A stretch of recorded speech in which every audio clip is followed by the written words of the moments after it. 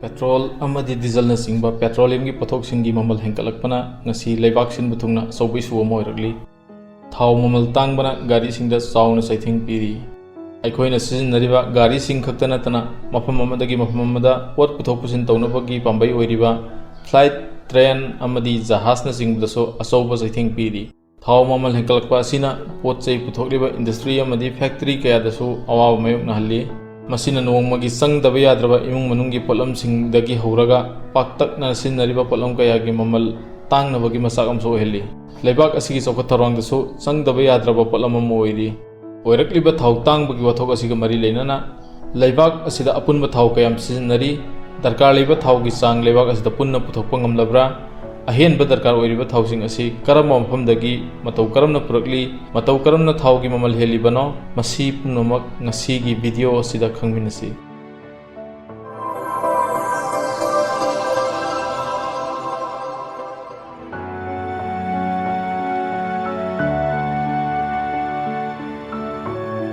petrol अमदी diesel न सिंगबा थावसिंग असि सुंगलकलिबा रॉ मटेरियल अदुबु क्रूड ऑयल हाइना खंगनै हाइरिबा थाव असि ngaliङै मतमदा तोंगान तोंगान फिरम कयादा सिजनरमी father of the petrochemical industry हाइना खंगनरिबा स्कॉटिश केमिस्ट जेम्स यंगना कुमजा लिसिंग अमगा चनिपान निफु निपानदा क्रूड ऑयल असिदगी सुंगबा डेंसिटी अपाबा थावना मै थानबा अमदी डेंसिटी अथाबा थावना मेसिन सिंग मथौ तोहंदुना थावगी कानाबा पुथोरकी सही अहुम मतुंगदा जियोलॉजिस्ट एडवर्ड विलियम बैनीना मालेमगी अहानबा कमर्शियल ऑयल रिफाइनरी सेमकलक्तुना थाव पुथोकपा होरखी मसीगी मतुंग तारकपदा 20th सेंचुरी दा वेस्टर्न कंट्री सिंगी मतेंगदगी लेबाक कयादा थाव पुथोकपा होनरखी इराक ना लिसिंग अमगा समापन कुंतरेत बहरेन ना लिसिंग अमगा समापन कुंथ्रा निथोय कतार ना लिसिंग अमगा समापन कुंथ्रा मंगा कुवैत अमदी सऊदी अरबिया ना लिसिंग अमगा समापन कुंथ्रा निपान अमदी यूनाइटेड अरब एमिरेट्स ना लिसिंग अमगा समापन यांखै निपान दगी थाव पुथोकपा होरखी लेबाक कयादा नौना थाव पुथोरकपा मसिंग हेंकलकलिबा मतिक वेस्टर्न कंट्री सिंग इन्वेस्टर मसिंग जो हेंकलकी लोइनाना लेबाक अमदा थाव तांगलबदी अतोप लेबाकतगी होंगना लेबना सिंगबा वेस्टर्न मोनोपोली कया होरखी मसिना थाव पुथोकलिबा लेबाक सिंगदा थावगी ओइबा कैथेल अमा सेमकलकपा ngamkide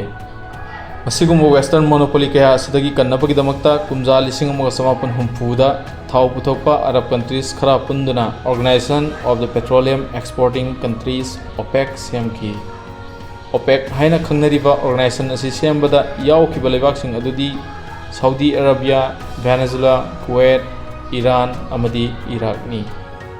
मतुंग तरकपदा Indonesia Ecuador Algeria Nigeria Gabon Qatar Libya United Arab एमिरेट्सो ओपेक की मेंबर ओइना यावरक्तुना यामलबा लेबाकसिंग असिना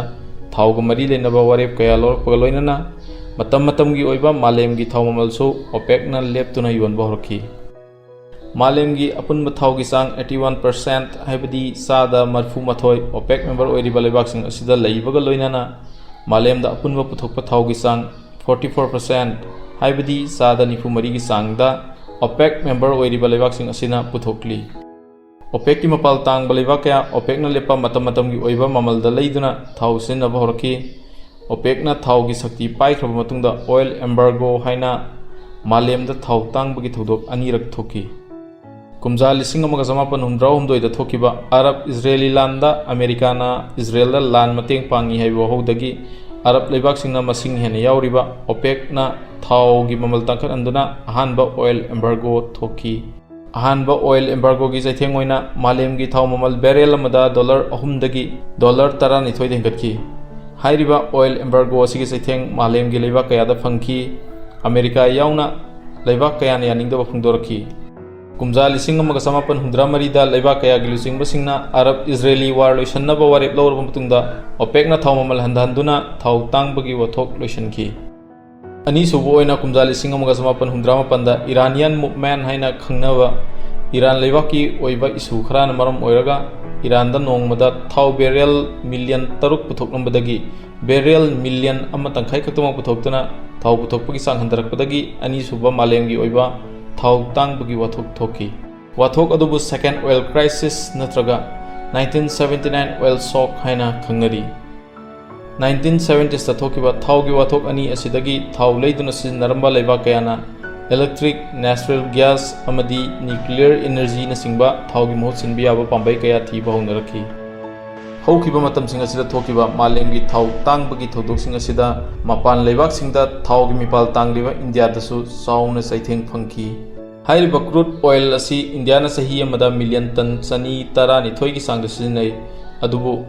इंडियाना मिलियन टन 35 की सांग खक्तमक पुथोली लेबाक असिदा दरकार लेबा अहेनबा थाउसिंग असिना Iraq Saudi Arabia United Arab Emirates United States अमदी कनाडा सिंगबा मपान लेबाक सिंगदगी लेदुना सिजनरी लेबाक असिदा सिजनरीबा अपुनबा थाउगी 85% हाइबदी सादा मरफू मंगा की सांगदी मपान लेबाक सिंगदगी लेरी इंडियाना मपान लेबाक सिंगदगी लेरगा सिनबन मरम ओइरगा थाउ ममल हिंकटनबा मसाक अमसु ओइ मालेमगी ओइबा थाउ ममलदगी हेंदोकना इंडियादा थाउ ममल वांगबगी मरम अमना the tax system of India